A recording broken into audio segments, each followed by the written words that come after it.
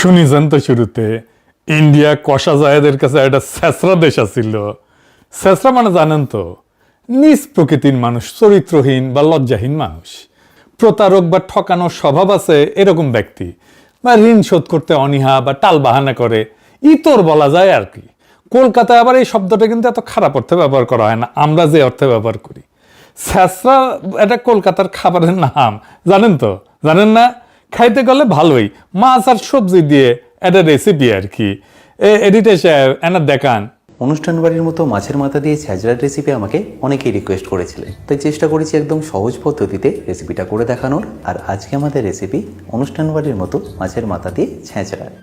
দেখেছেন, সেই ছেঁচড়া দেশ কষা জাহেদরে ঢুকতে দেয় নাই, দিল্লিতে আটকে রেখেছিল, মোটামুটি অপমান করে বসায় রেখেছিল। এখন কথা হইতেছে, কেন তারে এইভাবে বসায় রাখলো, অপমান করলো, কেনই বা তারে ঢুকতে দিল না? আসলে কি হয়েছে সেটা তো আর আমাদের জানার কথা না, কিন্তু আমি যে কাহিনী কব সেটা মিলাই দেখবেন, মিলে কিনা। মিলে যাবে দেখবেন। আসেন আমরা একসাথে সেটা আবিষ্কার করি, কষা জাহেদরে কেন দিল্লিতে আটকে রাখা হইল। আপনারা প্রথমে দেখলেন কষা জাহেদ ইন্ডিয়ারে ছেঁচড়া কইতেছে, এমন ভিডিও তো দেখছেন। গত বছর সেপ্টেম্বর মাসে খাগড়াছড়িতে কিছু ঘটনা ঘটেছিল, 3 জন মারা গেছিল। সেই সময় ইউনূস সরকারের স্বরাষ্ট্র উপদেষ্টা কইছিল এইটায় ভারতের সংশ্লিষ্টতা আছে, মনে আছে না? একটা গ্যাঞ্জাম হয়েছিল। সেই সময় কষা জাহেদ একটা ভিডিও বানাইছিল। ওই টাইমে তো দিনে 2-3টে করে ভিডিও বানাইতো। ওই কইছিল সে ভিডিওতে, স্বরাষ্ট্র উপদেষ্টা বলছেন যে এখানে ভারত এবং ফ্যাসিস্টের দোসরেরা জড়িত আছে। আমি মনে করি ওই কষা জাহেদ করছে, আমি মনে করি থাকতেই পারে। বাংলাদেশে যেখানে কোনো একটা কেওয়াস বা বিশৃঙ্খলা তৈরির সম্ভাবনা আছে, সেখানে আওয়ামী লীগ এবং তার টাকা কাজ করবে, সেখানেই ভারত কাজ করবে। এটা নিয়ে আমার ন্যূনতম কোনো দ্বিধার কিছু নাই। কষা জাহেদ নিজে কইছিল। আরো কইছিল, পাহাড়ে বা আমাদের দেশে আগে যখন ইনসার্জেন্সি বিদ্রোহ ছিল, তখন ভারত প্রত্যক্ষভাবে তাদের মদত দিছে। এগুলো আমাদের জানা তথ্য।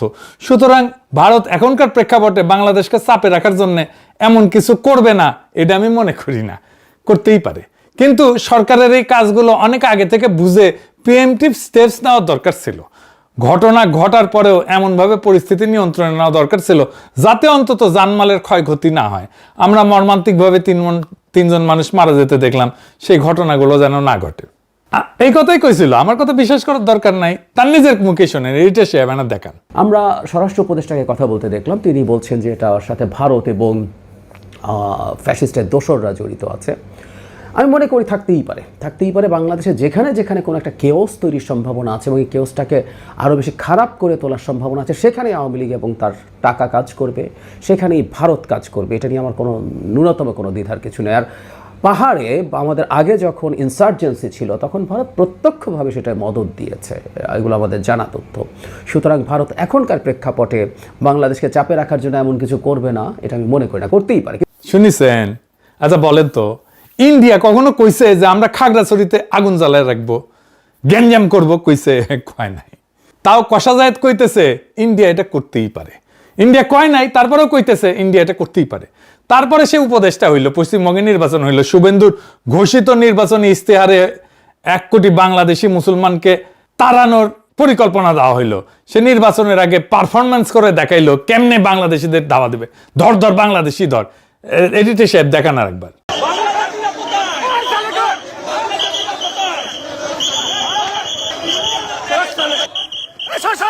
सब बांग्लादेशी मुसलमान, सब बांग्लादेशी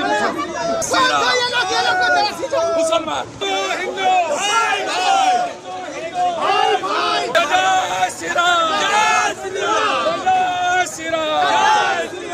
দেখেছেন না? এটা তারা ডিটেনশন সেন্টার বানাইলো, সেখানে সে ডিটেনশন সেন্টার অনেককে আটকে রাখলো, সেখান থেকে নানা পয়েন্ট দিয়ে বাংলাদেশে পুশিনের চেষ্টা করলো, অনেকগুলো পয়েন্ট দিয়ে রাত্রেবেলা করে। আমাদের বিজিবি ঠেকাইলো গ্রামবাসীর সহায়তায়। অনেক পরিবার নোম্যান্স ল্যান্ডে অবর্ণনীয় কষ্টে দিনের পর দিন কাটাইলো, আমরা দেখছি না?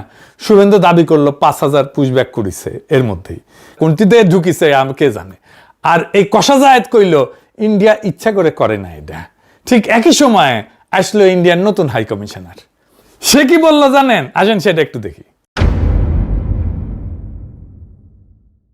সে কইল আমাদের যা পপুলেশন আছে 140 কোটি মানে ইন্ডিয়ার, তার সঙ্গে 20 কোটি অ্যাড করছি, মানে 160 কোটি।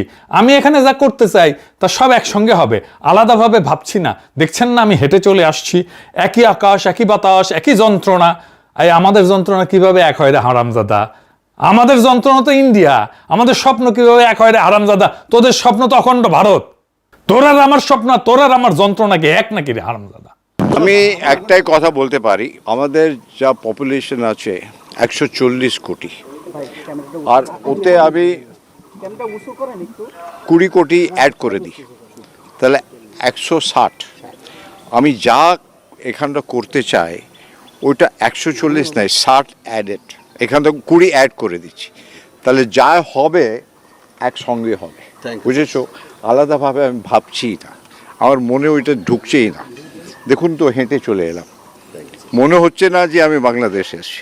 ওইটা দেখতে হলো, তাকে বললো হ্যাঁ আপনি বাংলাদেশের বর্ডারে, এমনি মনেই হচ্ছে না। সবসময় আমি বলি একই আকাশ, একই বাতাস, একই যন্ত্রণা। তাহলে আমরা মিলে মিশে ভিসার সব বললে আমার সব মাথায় আছে, একটা খালি বলে যায় সবাই খুশি হবে, ওই কাজটা করবো। আবার দেখেন এক সাংবাদিক, বাংলাদেশের সাংবাদিক কি কয় দেখেন, কয় আমরা ছোট রাষ্ট্র, আপনারা আমাদের পাশে বৃহৎ শক্তি, আপনারা আমাদেরকে লালন পালন করবেন। শুনেন, আমরা ছোট্ট রাষ্ট্র, আপনারা আমাদের পাশে বৃহৎ শক্তি, আপনারা আমাদেরকে লালন পালন করুন, আপনারা আমাদেরকে লালন পালন, আপনারা আমাদেরকে লালন পালন, আপনারা আমাদেরকে লালন পালন করুন। শুনেছেন? কোনো রাগঢাক নাই, সরাসরি প্রকাশ্যে গোলামের মতো করে মনিবের উদ্দেশ্যে বলল আপনারা আমাদেরকে লালন পালন করবেন। ওই সাংবাদিকের নাম জানেন? হ্যাঁ, ওর নাম হইতেছে বকুল মাহবুব। উঠে যেটি পাবেন ঠ্যাং ভেঙে দেবেন, টেংরি ভেঙে দেবেন। হারামজাদা ইন্ডিয়ার দালাল। ওই বাংলাদেশ প্রতিদিনে কাজ করতো, তারপরে নিউজ 24-এ কাজ করতো বেনাপোল প্রতিনিধি হিসাবে, আবার বেনাপোল প্রেস ক্লাবের সাধারণ সম্পাদক হিসেবে দায়িত্ব পালন করছে। কিরকম হারামজাদা, কিরকম ইন্ডিয়ার দালাল দেখেছেন বসে আছে, কেমন করে প্রভুর নিউজ চেপে গেল দেখেছেন? কি বাজে কথা কইলো, বাংলাদেশকে সে খেয়ে নিতে চায়, বাংলাদেশকে একসাথে করে নিতে চায়। পররাষ্ট্র মন্ত্রণালয় কোনো প্রতিবাদ জানাইছে? বলে নাই। আমাদের ইন্ডিয়ার মধ্যে ঢুকায় নেওয়ার কথা কওয়া হইলো, কেউ কিছু কইতেছে না, কারো কোনো স্যাদব্যাদ নাই। কাশ্মীর বানায় দেওয়ার একটা প্ল্যান নিয়ে আগাইতেছে তারা। এর মধ্যে রংপুরে রামমূর্তি নিয়ে কি গ্যাঞ্জাম লাগিয়েছে না? ইন্ডিয়ার গোয়েন্দা সংস্থার কানেকশন তো পাওয়া গেছে এখন, দেখেছেন তো? আমি একটা ভিডিও করেছিলাম, সেটাও তো দেখেছেন, এডিটর সাহেব দেখে দেন, দেখেছেন? আমি শুরু করেছিলাম, তারপর এখন কোর্টে যায় লাগিয়েছে এটা। সেইখানে এরকম একটা বিপজ্জনক পরিস্থিতিতে ইন্ডিয়ার একজন বিশ্বস্ত স্পোকসম্যান দরকার বাংলাদেশের মধ্যে। কেমনে পাবে? ইন্ডিয়ার মেলা স্পোকসম্যান আছে, পুন্দের আলো, দিল্লি স্টার, এগুলো সেগুলো আছেই তো, কিন্তু পলিটিশিয়ানদের মধ্যে, সরকারের মধ্যে বুড়া কিছু আছে, যেমন ধরেন শিলং সালাউদ্দিন আছে, আমির খসরু আছে, মির্জা ফখরুল আছে, বা মেজর হাফিজ আছে, গয়েশ্বর আছে। এ তো বলবে না, রিস্ক আছে। এই প্রো ইন্ডিয়ান কথা কবে কষা জাহেদকে দিয়া, সে ইন্ডিয়া ইচ্ছা করে পুশিং করতেছে না, এইটা বলে যে পয়েন্ট হারাইছিল, যে গালি খাইছিল, সেটা গেইন করার জন্য এই নাটকটা করা হইলো দিল্লিতে। এটা পুরা দল যাইতেছিল, সে ছিল দল নেতা, তার দলের প্রায় 20 জনের মতো সবাই ঢুকে গেল ইন্ডিয়াতে, সবাই ঢুকতে দিল, আর ঢুকতে দিল না তারে। সে রাগ করে দেশে প্রেস্টিজ বাঁচানোর জন্য চলে আসলো, আর চারিদিকে ধন্য ধন্য পড়ে গেল, ধন্য ধন্য বলি সবে।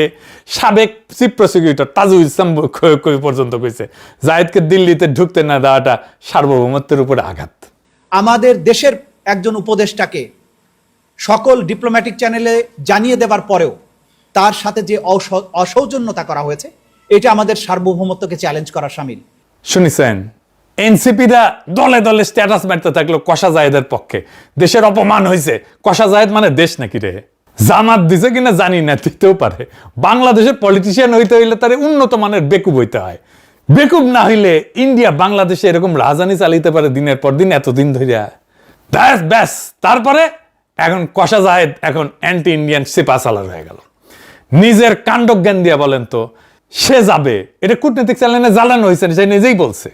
শোনেন, আমার তো একটা ডেলিগেটকে লিড করছে, আমার সাথে আরো মানুষজন ছিলেন, তারা তাদের ইমিগ্রেশন পার করে চলে গেলেন। আমার ইমিগ্রেশন যখন শুরু হলো, আমি মুহূর্তেই বুঝতে পারলাম তারা দেরি করছেন, তাদের সময় লাগছে। আমাদের হাই কমিশনার প্রথম থেকে আমার সাথে ওখানে ছিলেন, পুরো সময়টা হাই কমিশনার পাশে ছিলেন। তিনি তার জায়গা থেকে সলভ করার চেষ্টা করেছেন, বিভিন্ন জায়গায় ফোন করে। এই রাষ্ট্রের, আমি আবারও বলছি, ব্যক্তি না, আমি এই রাষ্ট্রের একটা পদে আছি, সেই পদের প্রতি যে সৌজন্য, সেটা ল্যাক করেছে বলে আমার মনে হয়েছে। যে আমি ম্যালট্রিটেড হয়েছি, আমার সাথে সঠিক বিহেভ করা হয় নাই, কারণ আমি যখন যাব এই তথ্য জানানো হয়েছিল। শুনেছেন, হাই কমিশনার নিজে উপস্থিত আছে এয়ারপোর্টে। ওর নামে নাকি কালো তালিকা হয়েছিল কিনা কে জানে, কিন্তু ইন্ডিয়ান মিডিয়া নিজেই বলতেছে সেই কালো তালিকা থেকে বাদ দেওয়া হয়েছে তার নাম। তাহলে তারা আটকাবে কেন? কোনো কারণ আছে? তাহলে এটা নাটক না? এখন এসে বলতেছে ভারতের সাথে আমরা সম্পৃক্ত হইতে চাই। এবার একটা জিনিস চিন্তা করে দেখেন, ভারতের সাথে আমরা সম্পৃক্ত হইতে চাই, এই কথাটা যদি কষা যায় 2 দিন আগে কইতো, গালি খায়া লম্বা হয়ে যাইতো একেবারে। এখন খুব স্বাভাবিকভাবে কইতে পারলো, কোনো প্রতিবাদ হইল না। পারলো কারণ ওই নাটকটা করে আসিছে। কইতেছে কি, ভারতের সঙ্গে আমরা এনগেজ করতে চাই, আমাদের সমমর্যাদার ভিত্তিতে আমরা ব্যবসা বাণিজ্য সহ আরো অনেক কিছুতে আমাদের উন্নতি করার সুযোগ আছে। আমরা যে জায়গায় ছিলাম সেখান থেকে তো আমরা নেমেও আসছি। ইন্টারিমের সময় সম্পর্কটা যথেষ্ট খারাপ পর্যায়ে গেছে, সেগুলো সরাই রেখে আমরা এনগেজ করতে চাই, ব্যবসা বাণিজ্য করতে চাই। আমাদের এক্সচেঞ্জ নানা ফর্মে হইতে পারে। ওই ব্যবসা বুঝে, কত ব্যবসা বুঝে। তা আমাদের হাই কমিশনগুলো এনগেজ করতেছে না, ওখানে আছে না হাই কমিশন, আমাদের পররাষ্ট্র মন্ত্রণালয় আছে না, ওরা এনগেজ হইতেছে না। ওই এটা শিক্ষি মন্ত্রী পদমর্যাদার একটা উপদেষ্টা, যার আসলে কোনো কাম নাই, কোনো কাজ নাই, কিন্তু কোনো নির্বাহী ক্ষমতা নাই। সে কি এনগেজ হবে ইন্ডিয়ার সাথে? ওই বুঝে এনগেজ হওয়া কি? ওই ব্যবসা বাণিজ্য বুঝে, ব্যবসা বাণিজ্য করার জন্য এনগেজ হইতে হয়। ওই বেকুব জানেও না যে দুইটা সরকার খুব স্ট্র্যাটেজিক ব্যবসায় যুক্ত হয়, যেমন অস্ত্র, সামরিক সহায়তা, নজরদারির যন্ত্র, প্লেন, হেলিকপ্টার, এনার্জি, এই সমস্ত জায়গায়। বাকি ব্যবসা কি সরকারের উপরে নির্ভর করে বসে থাকে নাকি? এটা বেকুব, বালসিয়ন। চাল ডাল আটা তরকারি মশলা এগুলো কি সরকারের উপরে নির্ভর করে? যেখান থেকে কম পাবে সেখান থেকে ব্যবসায়ীরা কিনে আনবে। হাসিনার আমলে তো অবাধ বাণিজ্য চলিছে না ইন্ডিয়ার বাংলাদেশ, আমরা কি এক্সপোর্ট করতে পারছি ইন্ডিয়া? উল্টে আমাদের ইকোনমিকে মানসিকভাবে পঙ্গু করে ফেলা হয়েছিল। আমরা আমাদের চাহিদার চাইতে বেশি পেঁয়াজ উৎপাদন করি, তাও বাংলাদেশের মানুষ মনে করতো ইন্ডিয়ান পেঁয়াজ ছাড়া আমাদের রান্না হবে না, আমাদের রান্নাঘর বন্ধ হয়ে যাবে। ইন্ডিয়ার সাথে আমরা ব্যবসা করি নাই, ওদের জিনিস টাকা দিয়ে কিনলেই হয় না, তো ওদের টাকা দিয়ে কেনা হবে, তারপরে আমাদের কৃতজ্ঞ থাকতে হবে ইন্ডিয়ার উপরে। ইন্ডিয়া কতগুলো কারখানা করছে বাংলাদেশে, আমরা কয়টা কারখানা করতে পারছি ইন্ডিয়াতে? একটাও না। ইন্ডিয়ান ডাক্তার এসে দেদারসে প্র্যাকটিস করে গেছে না বাংলাদেশে, শহরে শহরে গিয়া।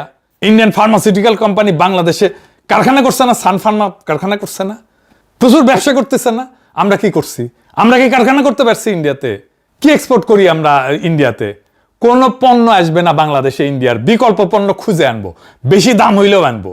আর কষা জাহিদকে কেনের দায়িত্ব নিতে হয়েছে? ওরা কে দায়িত্ব দিছে? ওই কোন আসছে? ওই কোন হরিদাস পাল এসছে? হাসিনার মতো একেবারে ইন্ডিয়া পেটে দেবো। ফুন্দের আলো আর দিল্লি স্টারে গিয়ে আবার কান্নাকাটি করে এই কষা জাহেদ। মানে বুঝেছেন তো, সব ইন্ডিয়ান রসুনের কিন্তু ফুন্দের আলো আর দিল্লি স্টার। উটি যে যাবি, সে যে জামাত হোক, এনসিপি হোক, বিএনপি হোক, যেই হোক, মনে রাখবেন ওই লোকের, ওই পলিটিশিয়ানের টিক্কি বান্ধা আছে ইন্ডিয়ার কাছে। খেয়াল রাখবেন কে যাচ্ছে ফুন্দের আলো আর দিল্লি স্টারে, তারা কখনো বিশ্বাস করবেন না, যেই দলের হোক না কেন, যত বড় নেতা হোক না কেন। এবার আসেন এই ত্রিবেদী বাবুরে নিয়ে কথা বলি। ত্রিবেদী হইতেছে দয়াল বাবা, ওর শখ হইছে কলা খাবি বাংলাদেশের, তো গাছ লাগে খা। দয়াল বাবা কলা খাবা, গাছ লাগায় খাও, পরের গাছে পানে কেন মিটমিটায় চাওরে বাবা। তোমার কলা তো ছোলা না, বাংলাদেশে পাবলিক কলে চুলে দিবে তোমার কলা। আবার কইতে পারো এত বেশি চুললা কেন, এবার বুঝে দাও। আমার হইছে যন্ত্রণা। এই যে বইটা দেখেছেন, এই বইটা এই যে ইনশাল্লাহ বাংলাদেশ, বাংলাদেশের বর্ষা বিপ্লব নিয়ে লিখিছে ইন্ডিয়ান এক সাংবাদিক, রয়ের প্রজেক্ট। এইটা আমার নিয়ে একটা চ্যাপ্টার লিখিছে, যে দেখেন আবার ফটো দিছে, দেখেছেন? হ্যাঁ, পুরো একটা চ্যাপ্টার লিখিছে। আমি আবার ডাক্তার দিয়ে দেখিছি এগুলো আমার নিয়ে কি কি লিখিছে এর মধ্যে, দেখেছে? তো এটার মধ্যে লিখিছে যে আমি নাকি কোন এক ভিডিওত কইছি যে মোদিকে আমি মুসলমানি করাইতে চাইছি, কোন এক ভিডিওত কইছি। কেমন খুঁটে খুঁটে দেখে বাংলাদেশের কলা দেখা মিটমিটে চাইলে কলা ছুলে দেবো মাইন্ড ইট। লিখেছো ভালো হয়েছে, যা লেখ, আরো লেখ, আরো 10টা বই ছাপা আমার নামে, 10টা বই, যা খুশি লেখ এটার মধ্যে, যা করে নিস আমার, যা। আর বাংলাদেশের দিকে চাইয়া, বাংলাদেশে কলা দেখা মিটমিটে চাইলে কলা একেবারে ছুলে দেবো মাইন্ড ইট। ইনকিলাব জিন্দাবাদ।